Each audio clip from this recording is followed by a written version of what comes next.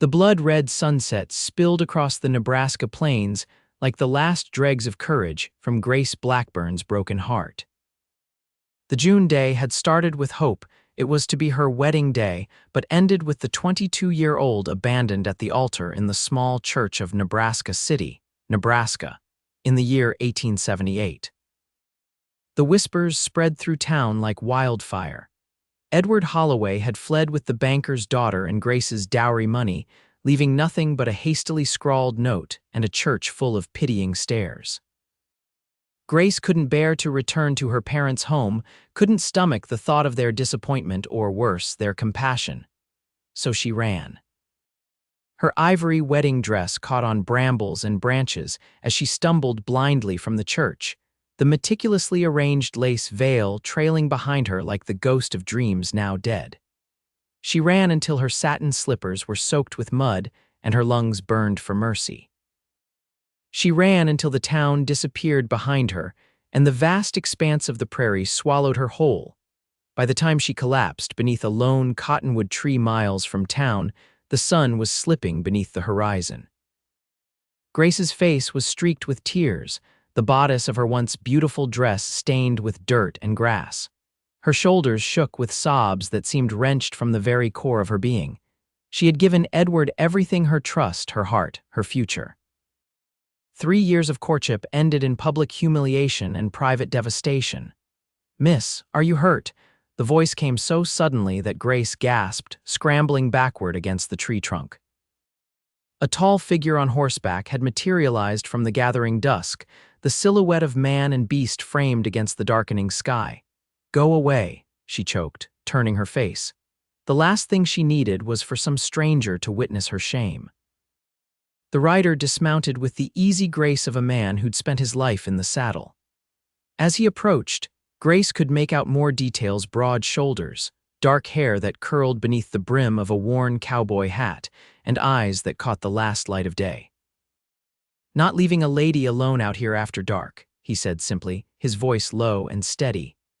"Name's Zachary Quinn. Most folks call me Zach." Grace stiffened, aware of how she must look, her once elegant updo now falling in tangled strands around her shoulders, her expensive wedding dress ruined. "I am perfectly fine, Mr. Quinn. Please continue on your way."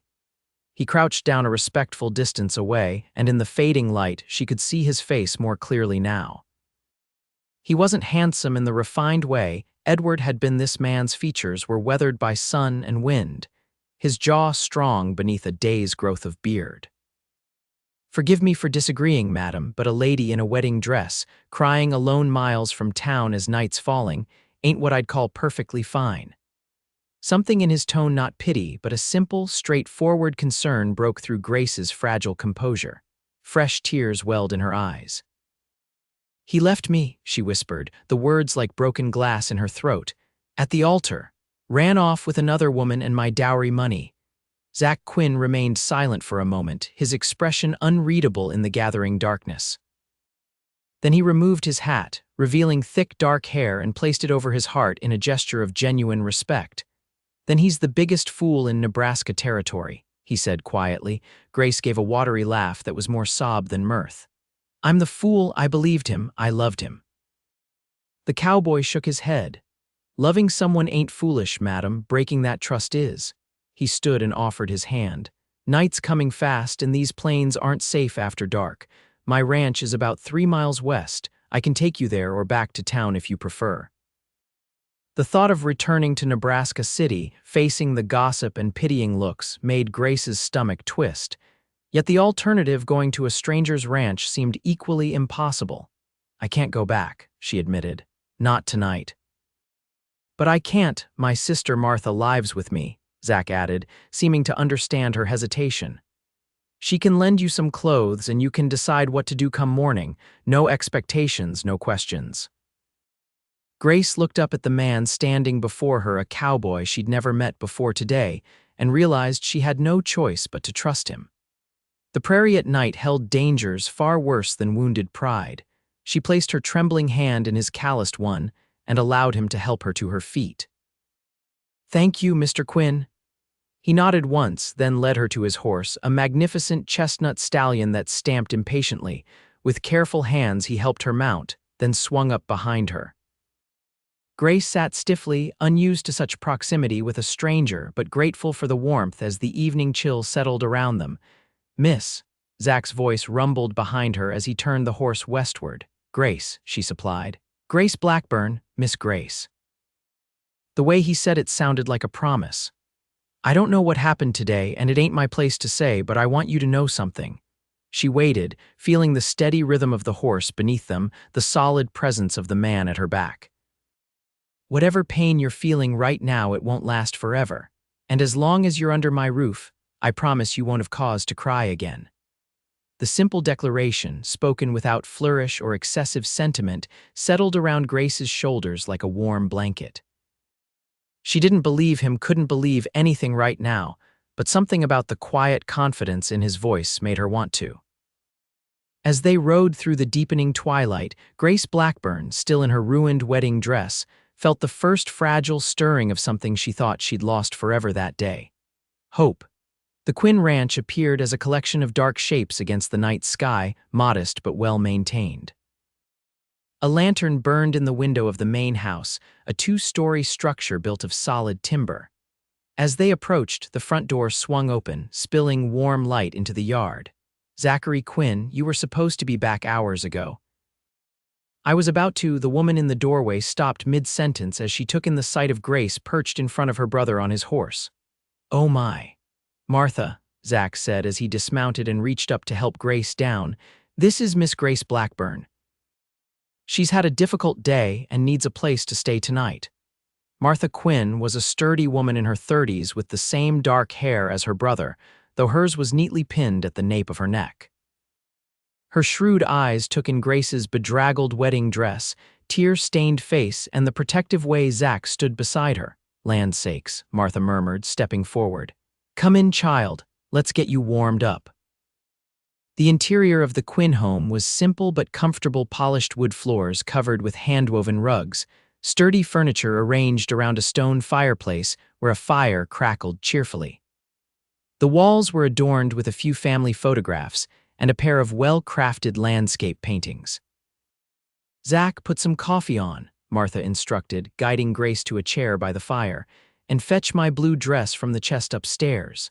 As Zach disappeared to do as asked, Martha knelt before Grace. "Now, I won't pry, but you look like you've been through the wars, dear. Would you like to wash up?"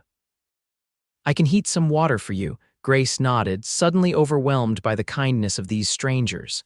"Thank you," she whispered. "I don't know how I'll ever repay you." Martha patted her hand. "There's no debt between women who help each other through hard times." "That's what my mother always said." Within the hour, Grace had washed away the dirt of her journey, changed out of her ruined wedding dress into Martha's blue calico, and sat at the kitchen table with a steaming cup of coffee and a plate of cold biscuits and ham. She ate ravenously, only now realizing she hadn't had anything since breakfast, too nervous about the wedding to eat the midday meal. Zach had disappeared to tend to his horse and the evening chores, leaving Grace alone with Martha, who worked quietly at the stove, preparing what she called a proper supper. "Your brother," Grace began hesitantly. "He's very kind." Martha smiled over her shoulder. "That he is, though don't tell him I said so. He'd rather folks think him tough as nails." She turned, wiping her hands on her apron. "Zach's always had a soft spot for those in trouble, gets it from our father." "Has he lived here long, born and raised on this land?" Martha replied.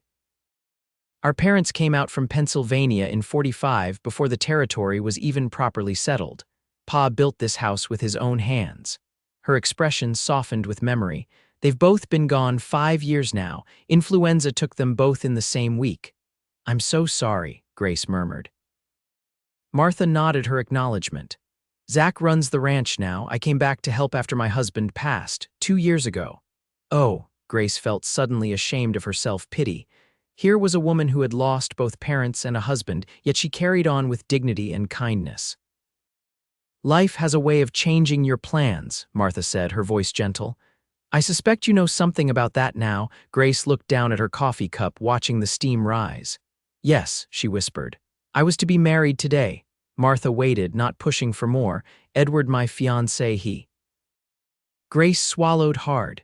He left me at the altar, ran off with Isabel Montgomery and the money my father gave him to start our life together. The words tumbled out, each one like a weight lifting from her chest. Everyone was there, everyone saw. I couldn't face them, so I ran. And Zach found you, Martha concluded. The door opened then, and Zach stepped inside, bringing with him the cool night air and the earthy scent of horses and hay. He'd removed his hat, revealing hair as black as a raven's wing and washed up, water still clinging to his freshly shaved jawline. Everything's settled for the night, he announced, hanging his hat on a peg by the door. His eyes found Grace, and she was startled by their intensity, deep blue, like the sky just after sunset. You look better, Miss Grace. She touched her damp hair self-consciously. Your sister has been very kind. Martha's got kindness enough for the both of us, he agreed, sitting down at the table. I'm just the muscle around here. Martha snorted as she placed a steaming plate before him. Is that what you call it? And here I thought it was just stubbornness. Their easy banter made Grace smile despite herself. There was obvious affection between the siblings, a comfortable familiarity that spoke of years of shared hardship and joy. I've told Martha she can have the spare bedroom tonight, Zach said as he cut into his meat. Tomorrow we can figure out what comes next. What comes next? The words echoed in Grace's mind. Until this moment, she hadn't thought beyond her escape from Nebraska City. What would come next? She couldn't return to her parents' home, not immediately, at least. The thought of facing her father's disappointment and her mother's tears was unbearable, and her job as the town's schoolteacher. How could she face her pupils knowing their parents had witnessed her humiliation? I have no place to go, she admitted softly. Zach and Martha exchanged a look across the table. You're welcome to stay here as long as you need, Martha offered. The ranch is remote enough that you needn't worry about gossip reaching us. I couldn't impose. It's no imposition, Zach interrupted, his tone brooking no argument. We've got the room and Martha could use the company. He took a sip of his coffee. Truth is, we've been talking about hiring help around the house anyway. Martha's got her hands full with the cooking and mending for the ranch hands, and the vegetable garden's been neglected. Grace looked between them, trying to determine if this was charity disguised as an offer of employment. I don't know the first thing about gardening, Martha smiled. But you can learn, and I suspect you know plenty about other things. Zach mentioned you were a teacher. Grace nodded slowly. For the past 3 years, I teach at the schoolhouse in Nebraska City. Well then, Zach said, as if the matter were settled. You can help Martha with the house and garden and maybe teach me to cipher better. I never did get the hang of numbers. There was something in his expression, a glint of humor, perhaps, or understanding that made Grace wonder if he was creating a position just for her benefit. Yet there was no pity in his eyes, only a straightforward offer of refuge and purpose. Just until I figure out what to do next, she agreed tentatively. Martha beamed. Wonderful, now eat up before your supper gets cold. Later that night, alone in the small but comfortable bedroom, Grace sat on the edge of the bed, looking out the window at the vast expanse of stars scattered across the Nebraska sky. The room was simply furnished a narrow bed with a handmade quilt, a chest of drawers, a rocking chair by the window, but it was clean and peaceful. On the chair lay her wedding dress, a crumpled reminder of all she had lost that day. Tomorrow she would wash it, fold it away, and begin whatever came next. Tomorrow she would be stronger. Tonight, however, the tears came again, quieter now, less desperate but no less real. A soft knock at the door interrupted her thoughts. Miss Grace, Zach's voice was low. I've brought you some extra blankets. The nights can get cool, even in June. She quickly wiped her eyes and opened the door just enough to see him standing there, arms full of neatly folded quilts. Thank you, Mr. Quinn, he hesitated, seeming to notice her reddened eyes. I meant what I said earlier, he told her, his voice gentle but firm. You're safe here, and one day this pain won't feel so sharp. Grace managed a small nod, unable to speak past the lump in her throat. Good night, Miss Grace. Good night, Mr. Quinn. As she closed the door and returned to the window, Grace wondered at the strange turn her life had taken. This morning, she had awakened as a bride, full of dreams for a future with Edward Holloway. Tonight, she was alone in a stranger's house, her heart in pieces, her future unknown. Yet somehow, in the quiet of this room, with the memory of Zachary Quinn's steady gaze and solemn promise, the darkness didn't seem quite so absolute. The weeks that followed settled into an unexpected rhythm. Grace worked alongside Martha from dawn until dusk, learning the running of her ranch household. She took over the neglected vegetable garden, coaxing life from the soil with a determination that surprised her. The physical labor was exhausting, but somehow healing, as if each weed pulled from the earth was a piece of her pain being extracted. Zachary Quinn was often absent during daylight hours, riding out with his ranch hands to tend to cattle, repair fences, and handle the myriad tasks required to manage the 500 acres that comprised the Quinn Ranch. When he was present, he was unfailingly polite but reserved, treating Grace with a respectful distance that both reassured and, oddly, disappointed her. In the evenings, however, they would gather around the kitchen table or the porch. Grace, Martha, Zach, and sometimes the foreman, an older man named Caleb Miller. Conversations flowed easily, ranging from ranch business to local gossip to occasional debates about politics or the changing face of the West. Grace found herself watching Zach during these conversations, noting the way he listened more than he spoke, the thoughtful pause before he offered an opinion, the rare but transformative smile that would sometimes break across his features like sunrise. A month after her arrival, Grace was kneeling in the garden, harvesting the first of the summer beans when she heard hoofbeats approaching. She looked up to see Zach riding toward the house, his tall frame relaxed in the saddle. Shading her eyes against the July sun, she waved, and he altered his course to ride toward her. "Good afternoon, Miss Grace," he called, dismounting with fluid grace. "That garden's looking mighty fine," she smiled, wiping soil from her hands onto the apron Martha had lent her. "It's coming along. The beans are ready, and the tomatoes won't be far behind." Zach approached, removing his hat as he always did when speaking directly to her, a gesture of respect that never failed to touch her. "I've got news," he said, his expression impossible to read. "Rode into town this morning."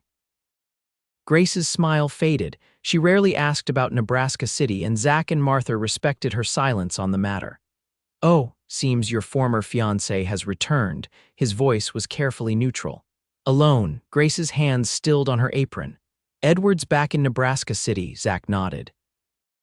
"Word is, Miss Montgomery abandoned him in Kansas City after spending most of your dowry money.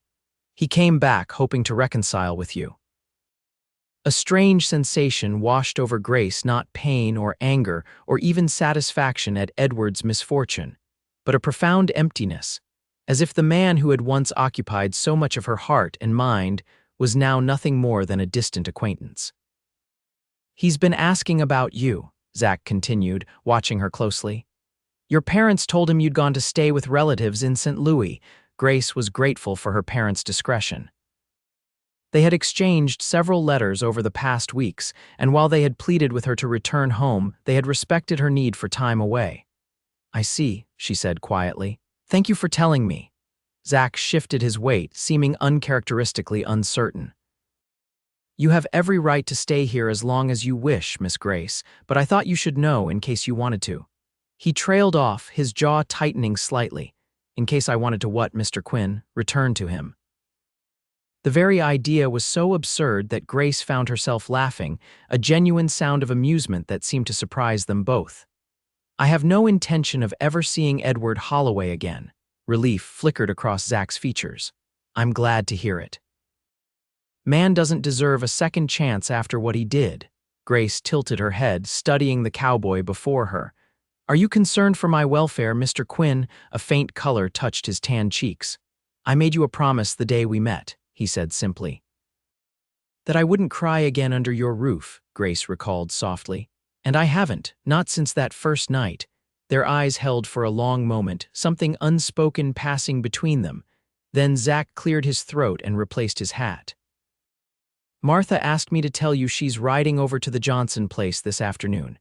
Their youngest has a fever and she's taking some of her willow bark tea. I'll have supper ready when she returns, Grace promised, gathering her basket of beans. As she turned to go, Zach called after her. Miss Grace, she looked back, squinting against the sunlight that haloed his tall figure. Yes, Mr. Quinn, you belong here now, he said, the words delivered with such quiet certainty that they seemed to root themselves in the soil beneath her feet. Just wanted you to know that. Before she could respond, he mounted his horse and rode toward the barn, leaving Grace standing among the bean plants with a strange warmth spreading through her chest that had nothing to do with the summer heat. That evening, with Martha still at the Johnson homestead, Grace found herself alone with Zach for the first time since her arrival. She had prepared a simple supper of ham, beans, and cornbread, setting the table in the kitchen rather than the formal dining room that was used only for special occasions. "This looks fine, Miss Grace," Zach said as he seated himself at the table after washing up. His dark hair was still damp, curling slightly at the temples. "I hope it tastes as good as it looks," she replied, taking the chair opposite him. "I'm still learning my way around Martha's kitchen." "You're doing just fine," he assured her, serving himself a generous portion. "Better than fine." Ranch hands have been commenting on how good the meals have been lately. Grace felt a flush of pleasure at the compliment. "I enjoy cooking. I never had much opportunity at home. My mother preferred to handle the kitchen herself." They ate in comfortable silence for a few minutes before Zach spoke again. "Tell me about your life before, if you don't mind talking about it." The request surprised her, but Grace found she didn't mind. "There's not much to tell. I grew up here in Nebraska City. My father owns the Mercantile on Main Street. I attended the ladies' seminary in Omaha and returned to teach at our town school." She paused. "I met Edward at a church social when I was 19. He was new to town, starting work at the bank. He was charming, educated. My parents approved." Zach listened attentively, his blue eyes never leaving her face. "You loved him?" The question, asked without judgment or accusation, made Grace consider carefully before answering. "I thought I did," she said slowly. "But now, looking back, I wonder if I loved the idea of him more than the man himself. He represented everything I'd been taught to value: refinement, ambition, security." She looked down at her plate. "The humiliation of being left at the altar was terrible, but the betrayal began long before that day. I just couldn't see it." "Some men are good at hiding their true nature," Zach observed. "And some men display their character plainly," Grace replied, meeting his gaze directly. "Like you, Mr. Quinn." A smile tugged at the corner of his mouth. "I'm not sure if that's a compliment or not, Miss Grace." "Definitely a compliment," she assured him. "You are exactly who you appear to be: honest, hardworking, kind." The words tumbled out before she could consider them, and Grace felt heat rise to her cheeks. Zach's expression softened. "My pa used to say a man's word and his work are all he really has in this world. Everything else can be taken away. Your father sounds like a wise man." He was. Zach pushed his empty plate aside. "Would have liked you, I think." The simple statement touched Grace deeply. "I would have liked to meet him and your mother." "Ma was something special," Zach said, his eyes distant with memory. "Toughest woman I ever knew.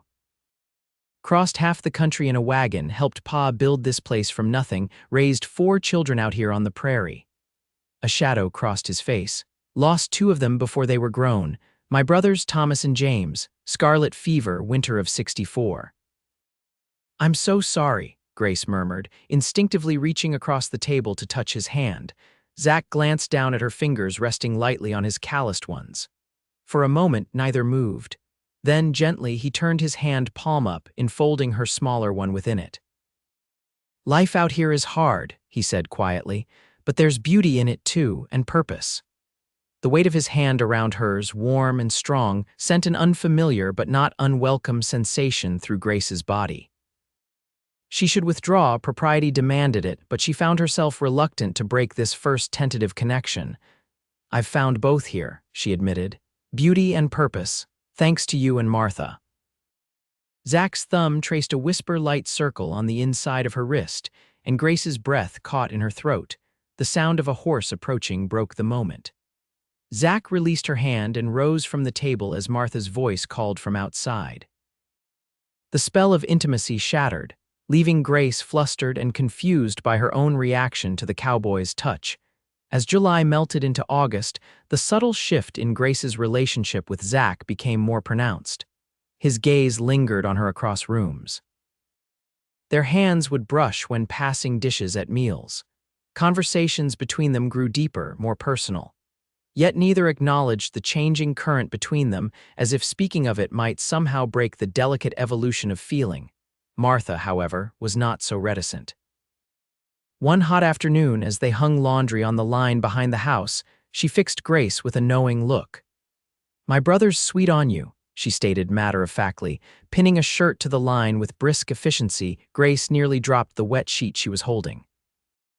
"I am sure I don't know what you mean," Martha chuckled. "Course you do. I've known Zachary Quinn his entire life, never seen him look at a woman the way he looks at you."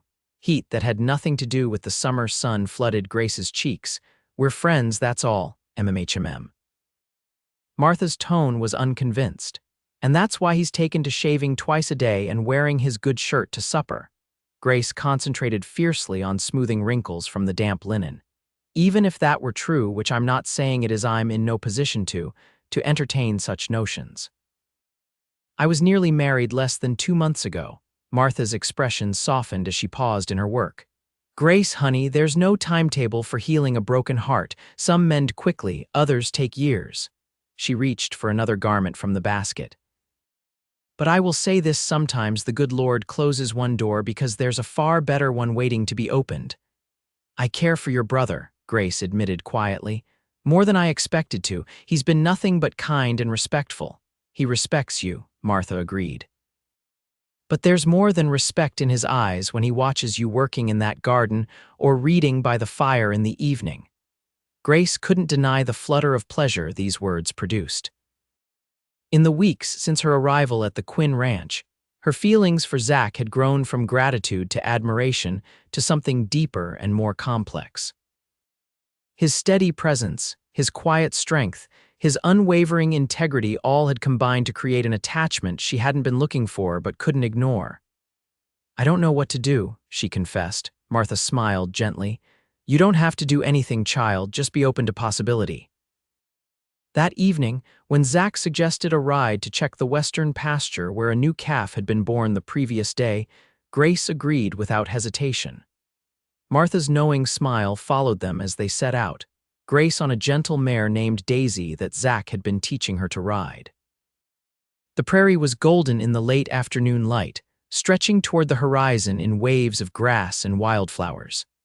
They rode in companionable silence for a time, Grace growing more confident in the saddle with each outing. "You're becoming quite the horsewoman," Zach observed as they crested a small rise that offered a view of the ranch land spread before them. Grace laughed. "I have an excellent teacher, and Daisy is very patient with me." "She knows quality when she sees it," he replied, his eyes warm as they rested on her. They found the new calf and its mother grazing peacefully in a sheltered draw.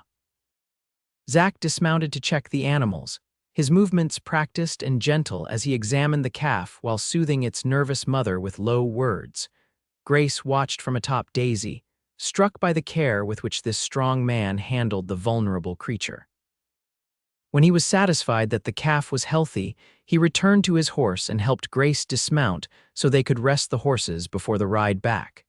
They sat beneath a lone cottonwood tree, similar to the one where Zach had found her on that fateful day in June. The coincidence wasn't lost on Grace. "It seems like a lifetime ago," she mused, looking out over the prairie. "The day you found me," Zach followed her gaze. "In some ways it was for both of us." She glanced at him questioningly. "Ranch was a lonely place before you came," he admitted, plucking a stem of grass and twirling it between his fingers. "Martha and me, we get along fine, but," he shrugged, leaving the thought unfinished. "I was so lost that day," Grace said softly. "I thought my life was over before it had really begun. And now," she turned to look at him directly, struck by the vulnerability in his usually confident expression. "Now I'm found," she said simply, "in ways I never expected." The air between them seemed to still, charged with unspoken feelings. Zach's hand moved to cover hers where it rested on the grass between them. "Grace," he began, her name without the formal miss for the first time. "I'm not a man of fancy words or grand gestures." "But I need to tell you," a distant rumble interrupted him. They both looked up to see dark clouds gathering on the northern horizon. "Storm coming," Zach said, immediately alert. "We should head back." The moment broken, they quickly mounted their horses and turned toward the ranch. The storm moved faster than anticipated, however, and they were only halfway home when the first fat raindrops began to fall. "There's a line shack just over that rise," Zach called above the rising wind. "We can wait it out there." They urged their horses to a faster pace, reaching the small wooden structure just as the sky opened up. The line shack was a simple one-room building used by ranch hands during roundup or when tending to distant parts of the property. A single window, a plank door, and a small stone fireplace were its only features. Zach helped Grace inside, then hurried to secure the horses under the shack's small attached lean-to. By the time he returned, they were both soaked through, and Grace was shivering despite the August heat. "Let me get a fire going," he said, moving efficiently to the stack of firewood beside the hearth. Within minutes, a small blaze was crackling, casting dancing shadows on the rough wooden walls. Grace stood as close to the fire as she dared, her damp dress clinging to her frame in a way that would have been scandalous in town. Here, alone with Zach in the middle of a prairie thunderstorm, such concerns seemed remote and unimportant. "Your dress will dry faster if you wrap yourself in this," Zach said, offering her a rough wool blanket from a shelf. He kept his eyes carefully averted. "I'll step outside while you don't," Grace said quickly, taking the blanket. "The rain, you'll get soaked again." She hesitated, then added softly, "Turn your back, I trust you." Zach nodded once and turned to face the door while Grace quickly removed her sodden outer dress, leaving her in her slightly damp chemise and petticoat. She wrapped the blanket around herself like a shawl. "You can turn around now," she told him. When he did, his eyes widened slightly at the sight of her with damp hair falling loose around her shoulders, wrapped in the coarse blanket. For a moment neither spoke, the only sounds the crackling of the fire and the rain drumming on the roof. "What were you going to say?" Grace asked finally. "Before the storm," Zach took a step closer, then another, until they stood just an arm's length apart. "I was going to say that I've come to care for you, Grace Blackburn, more than I thought possible." Her heart pounded against her ribs. "Zach." "I know it's too soon," he continued quickly. "I know you're still healing, but I wanted you to know that whenever you're ready, if you ever are, I'm here." His blue eyes held her steadily. "I think I've been waiting for you my whole life without knowing it." The simple honesty of his declaration moved Grace more deeply than any flowery proposal ever could have. Edward had courted her with poetry and promises, grand gestures and public displays, all of which had proved as substantial as morning mist. But this man, this cowboy who had found her at her lowest moment and kept his promise to shield her from further tears, offered something altogether different, something real. "I'm afraid," she confessed, her voice barely audible above the storm. Zach didn't move closer, respecting the fragile space between them. "Of what?" "Of trusting again, of being wrong again." "That's fair," he acknowledged. "I can only ask for the chance to prove day by day that your trust wouldn't be misplaced with me."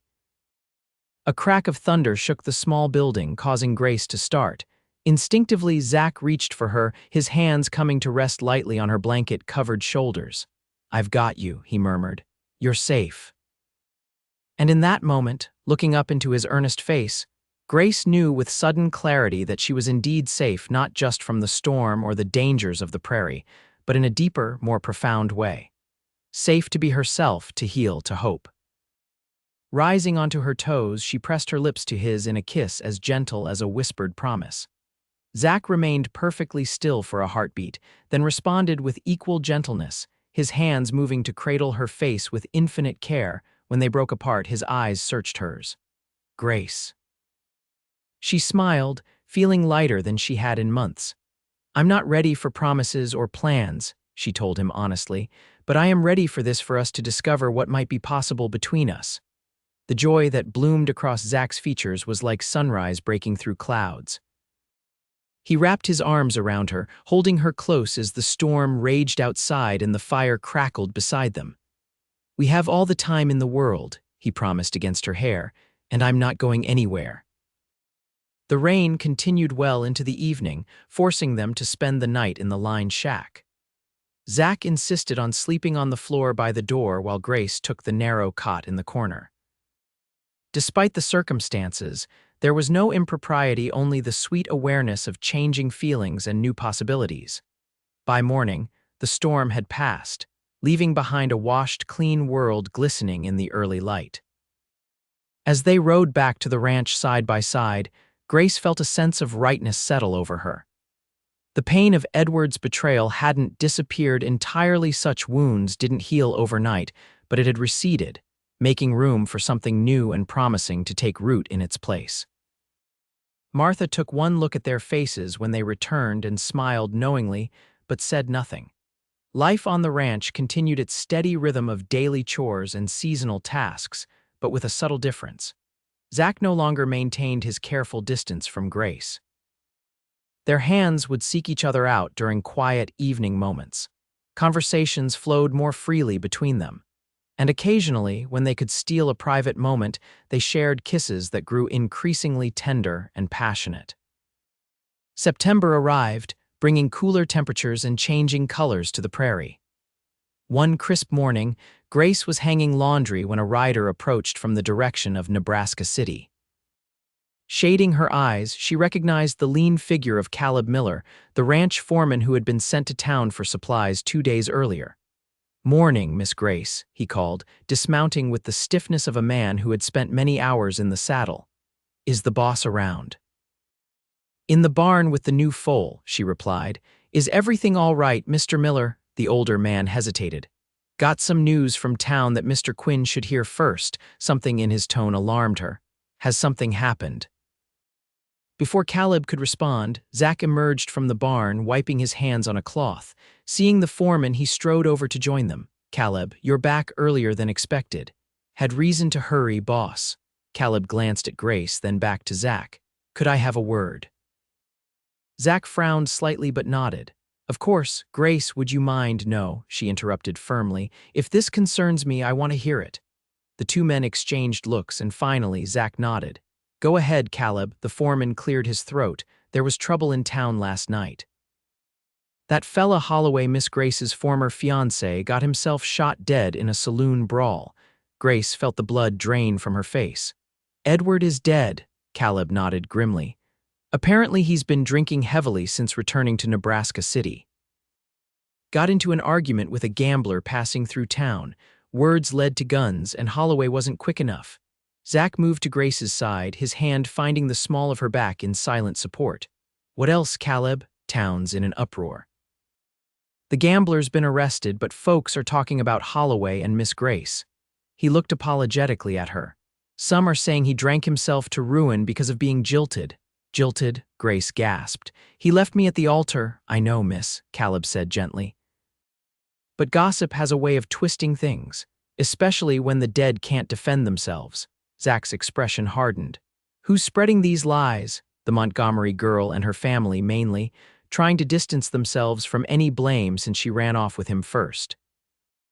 Grace felt a rush of conflicting emotions: shock at Edward's violent end, anger at the twisted narrative being spread about her, and an unexpected grief not for the man she had once agreed to marry but for the waste of a life that had once held such promise. "I should go to town," she said suddenly. "I should talk to my parents, set the record straight." Zach's hand tightened slightly on her back. "Are you sure that's wise? People can be cruel when they're looking for someone to blame." "I'm not hiding anymore," Grace declared, lifting her chin. "I've done nothing wrong, and I won't have my name dragged through the mud by Isabel Montgomery or anyone else." Pride and concern warred in Zach's expression. "Then I'm coming with you. Both of us," Martha added, having joined them in time to hear the news. "Family stands together." The word family warmed Grace despite the circumstances.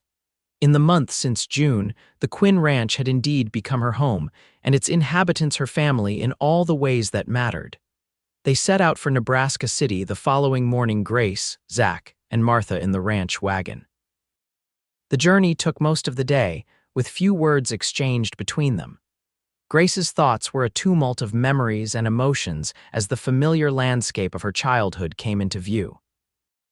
Nebraska City had grown since its founding in the 1850s, boasting several brick buildings along its main street, including the imposing Otto County Courthouse.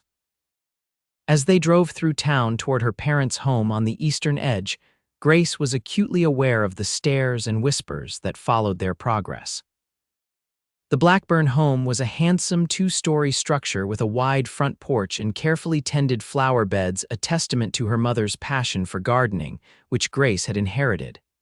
As they pulled up to the gate, the front door opened, and Grace's mother rushed out. "Grace, my darling girl." Eleanor Blackburn embraced her daughter with tears streaming down her face. "We've been so worried." Her father followed more sedately but embraced her with equal fervor once she reached him. "Welcome home, daughter." Once the emotional reunion had settled, Grace introduced Zach and Martha. If her parents were surprised by her choice of companions, they hid it well, inviting all three into the parlor where refreshments were quickly produced.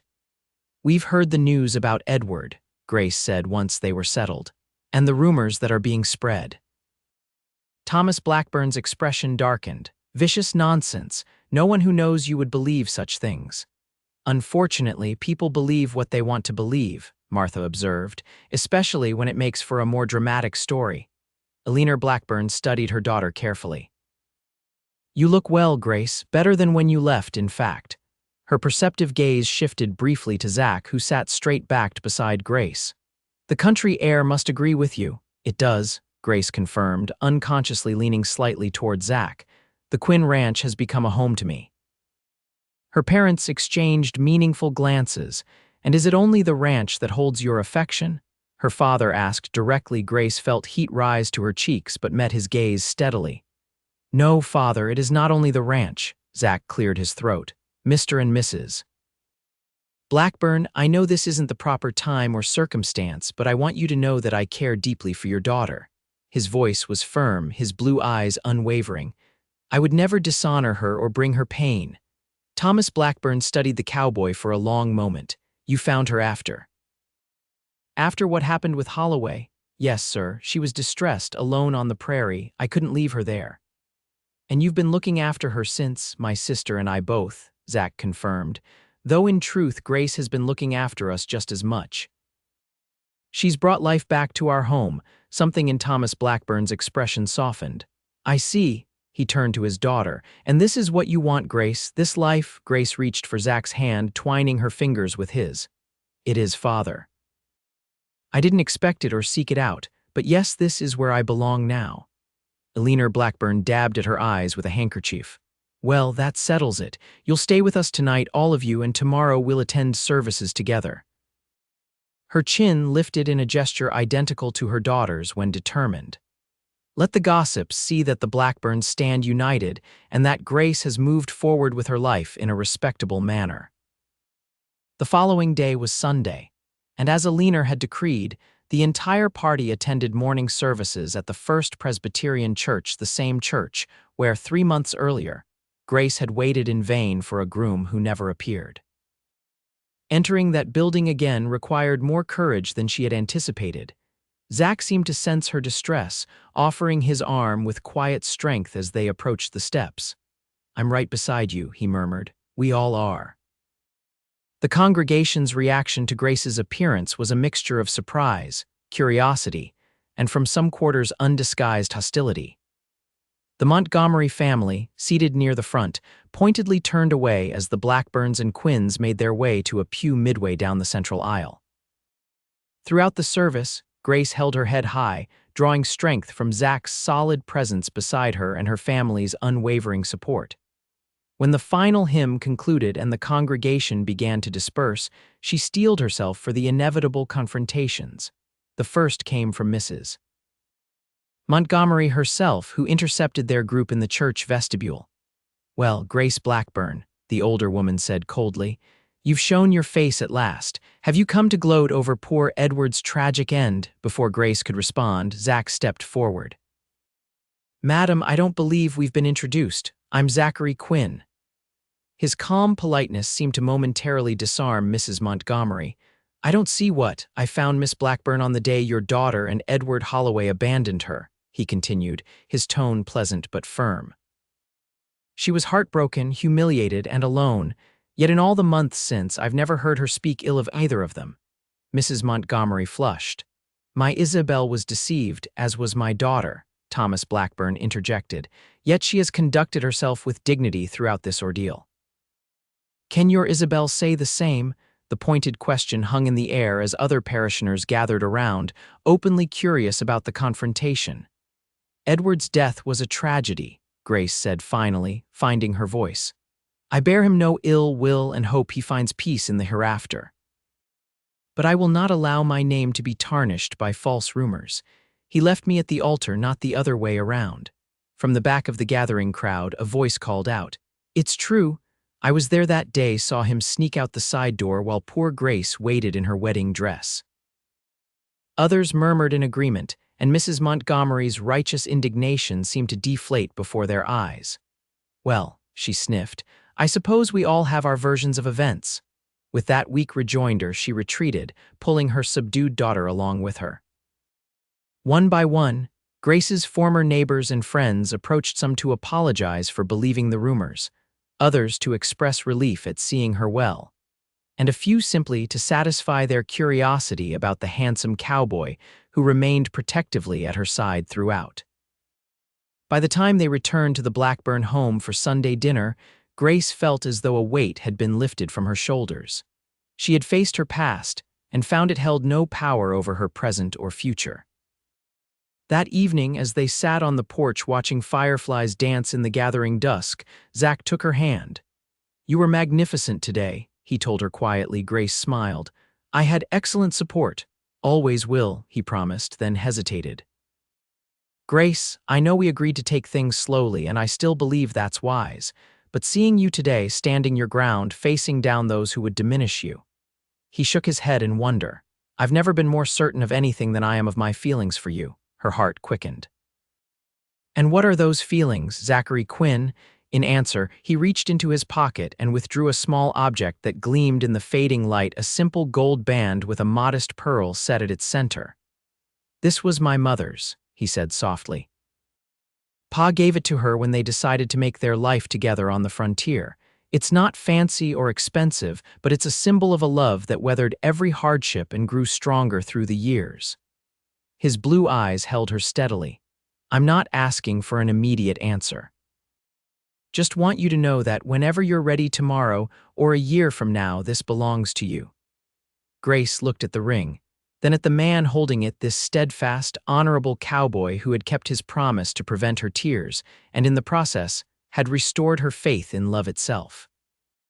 "Ask me," she whispered. Zach's eyes widened. "Are you sure?" In response, Grace reached up to touch his face, her palm cradling the strong line of his jaw. "I've never been more sure of anything." With reverence in every movement, Zach slid from the porch swing to one knee before her.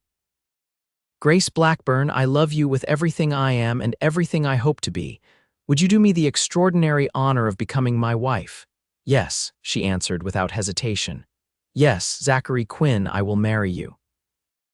As he slipped the ring onto her finger, a perfect fit, as if it had been made for her, Grace marveled at the journey that had brought her to this moment.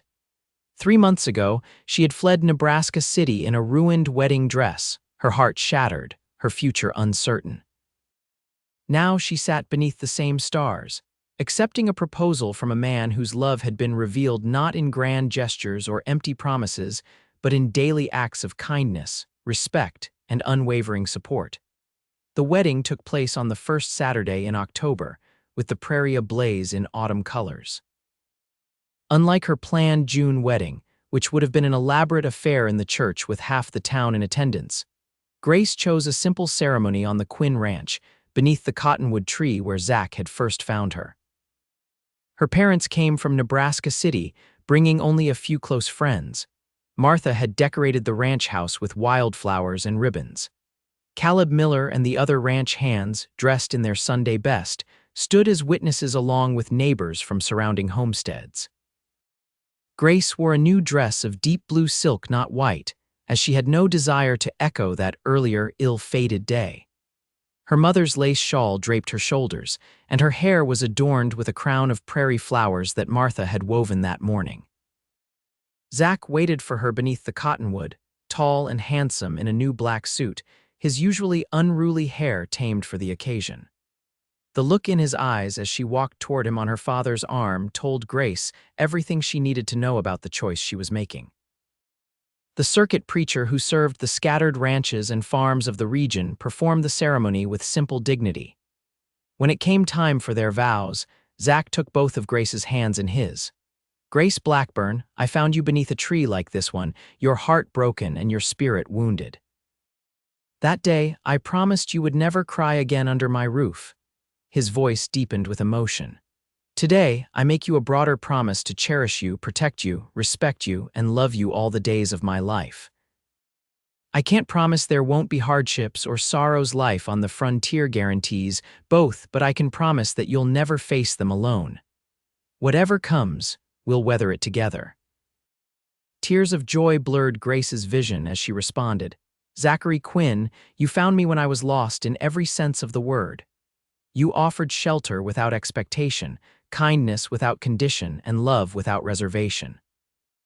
Her voice steadied as she continued, "I promise to stand beside you through whatever life brings, to share your joys and ease your burdens, to honor your strength and support your dreams, to love you faithfully and completely for all our days." The preacher pronounced them husband and wife, and Zach's kiss was as tender as it was passionate, a promise sealed before those they loved most. The celebration that followed lasted well into the night, with food and music and dancing under the stars. As midnight approached, Grace found herself standing at the edge of the gathering, watching Zach laugh with her father over some shared joke. Martha joined her, slipping an arm around her waist. "Happy Mrs. Quinn," the new name sent a thrill through Grace. "Completely," she admitted. "I never imagined I could feel this way, especially after being left at the altar," Martha finished for her. "Sometimes the worst days of our lives lead us to the best ones. If Edward Holloway hadn't shown his true colors that June morning, you might never have found your way to us, to Zach." "I've thought the same thing," Grace confessed. "Is it terrible to be grateful for something that brought such pain at the time?" Martha smiled wisely. "Not terrible at all. Just human, and perhaps a sign that you've truly healed." Across the yard, Zach looked up and caught Grace's eye. The love in his gaze, visible even at a distance, warmed her to her core. "I have healed," she said softly. "Because of him, because of you, because of this place." Later that night, alone in the main bedroom of the ranch house, now theirs as Martha had insisted on moving to the smaller guest room, Zach drew Grace into his arms. "No regrets?" he asked, searching her face in the soft lamplight. Grace shook her head, reaching up to trace the beloved contours of his face. "Not one, you," his slow smile was answer enough. "Only that I didn't find you sooner." As his lips met hers, Grace Blackburn Quinn knew with absolute certainty that the heartbreak of that June day had led her precisely where she was meant to be, in the arms of the cowboy who had kept his promise and healed her heart. 5 years later, Grace stood on the porch of the expanded ranch house, watching as Zach taught their 4-year-old son Thomas to ride his first pony. Martha stood beside her, bouncing 2-year-old Alina on her hip, while their youngest, baby Michael, slept peacefully in the cradle at Grace's feet. "He's a natural, like his father," Martha observed as young Thomas let out a whoop of delight when the pony trotted in a small circle. "And just as fearless," Grace agreed, her heart swelling with pride and love as she watched her husband's patient instruction and her son's determined little face. The Quinn Ranch had prospered in the years since their marriage. Zach's careful management and willingness to adopt new breeding techniques had expanded their herd and their reputation. Grace's vegetable garden had grown into a profitable side business, with her preserved goods and fresh produce in demand throughout the county. Martha had found unexpected happiness as well, marrying Caleb Miller 2 years earlier in a quiet ceremony that had delighted everyone. Though they maintained their own small cabin on the ranch property, they remained integral to the extended family that called the Quinn Ranch home. Grace's parents visited regularly, doting on their grandchildren and marveling at the life their daughter had built so far from the town where she was raised. Even the citizens of Nebraska City had adjusted their perception of Grace's story over time, the true version eventually eclipsing the malicious rumors that had once threatened her reputation. As for Edward Holloway and Isabel Montgomery, they had faded into memory cautionary figures from a chapter of Grace's life long closed. "Mama, look at me," Thomas called, waving excitedly as Zach allowed the pony to move a bit faster. "I see you, my brave boy," Grace called back, waving. "You're doing wonderfully." Zach looked up then, his face alight with the same pride and joy that filled her own heart.